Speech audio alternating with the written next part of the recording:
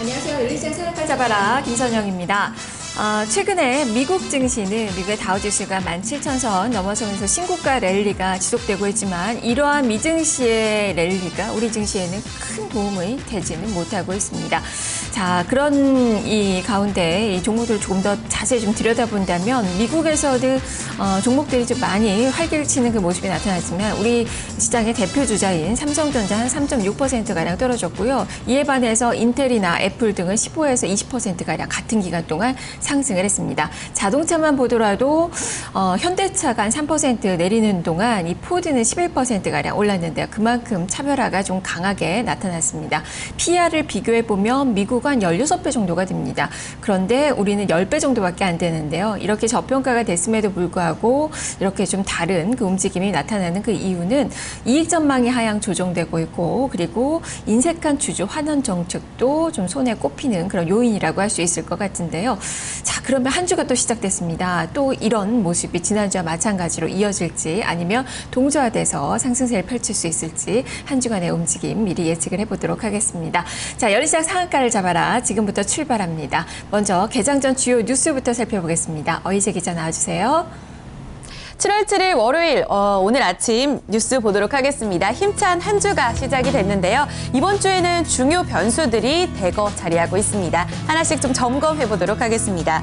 첫 번째는요. 우선 삼성전자의 잠정 실적 가이던스가 내일 발표될 것으로 예상이 되고 있습니다.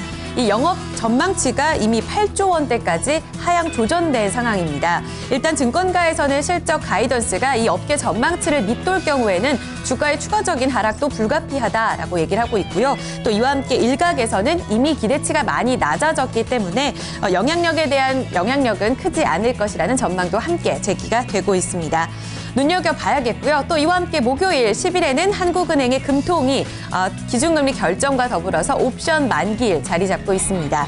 이번에 한국은행 금융통화위원회에 눈이 쏠리는 이유, 바로 수정 경제 전망이 발표가 되기 때문입니다. 지난달에 미뤄왔었던 경기 진단에 대한 보다 확실한 답변을 얻을 수 있을지 주목해보셔야겠고요. 또 같은 날 10일에 미국에서는 FOMC 회의 의사록도 공개가 됩니다. 대거 변수들 꼼꼼히 전략 세워보시면서 꼼꼼히 살펴보시면서 투자 전략에 유념해보셔야겠습니다.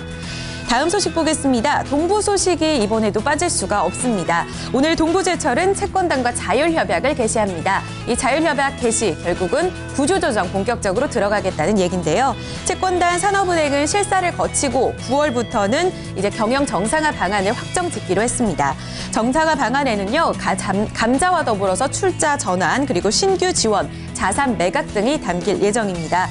여기서 감자가 차등 감자로 이루어질 가능성이 매우 높습니다. 이렇게 되면 대주주의 지분율이 크게 줄어들게 되고요. 경영권이 사실상 채권단으로 넘어갈 가능성이 높아집니다. 따라서 대주주의 경영권이 유지될 수 있는지 여부가 쟁점이 될 것이라고 하는데요. 오늘부터 관련 소식들 눈여겨보셔야겠습니다. 다음 소식 보겠습니다. 이 유통업계 소식입니다. 혜태제가가 글로벌 M&A 인수합병 움직임을 나타내고 있습니다. 영화 로마의 휴일에서 오드리 헵번이 먹었던 아이스크림을 기억하시는지 모르겠는데요. 이 134년 전통의 젤라또 아이스크림 전문 기업 업체 이 빨라조델 프레도를 혜태제가가 인수하기로 결정했습니다. 이를 통해서 본격적인 글로벌 시장 공략하겠다는 취지를 밝혔습니다. 오는 2020년까지는 연매출 1,000억 원 그리고 매장수를 300개까지 확대하겠다고 방침을 밝혔는데요. 이 프리미엄 아이스크림 회사로 도약하겠다는 취지를 함께 밝혔습니다. 이렇게 된다면 롯데제가 등 이 밖에도 경쟁사에게는 악재 요인이 될 수 있다는 전망도 함께 나오고 있습니다. 혜태제가의 행보 그리고 관련 업계들의 주가도 눈여겨보셔야겠습니다. 이어서 공시 보겠습니다. 이 현대상선 소식인데요. 운영자금 마련을 위해서 48억 원 규모의 전환사채 발행을 결정했습니다. 표면 유자율은 8.36%, 만기 이자율은 9.86%고요. 사채 만기일은 오는 2017년 7월 7일로 제기가 되고 있습니다. 운영자금을 위해서 이 같은 결정을 내렸습니다. 앞으로의 행보 그리고 오늘 주가 흐름에도 잠시 후 확인해 보셔야겠습니다. 공시 이어서 하나 더 확인해 보겠습니다. 생맥주 프랜차이즈 쪼끼쪼끼를 운영하는 가맹사업체 태창파로스 소식인데요. 거래소에 따르면 태창파로스의 사내이사가 22억 원 규모의 자금을 횡령한 사실이 알려지고 있습니다. 이 22억 원은 자기 자본 대비 18%에 달하는 규모로 알려지고 있습니다. 오늘부터 이 거래소는 상장 적격성 실질심사 대상 여부에 들어가게 되면서 이 같은 실질심사 결과가 나올 때까지 오늘부터 주권 거래가 정지된다고 밝혔습니다. 갖고 계신 분들 투자 전략에 유념해 보셔야겠습니다. 지금까지 월요일 아침 주요 뉴스 확인해 봤습니다.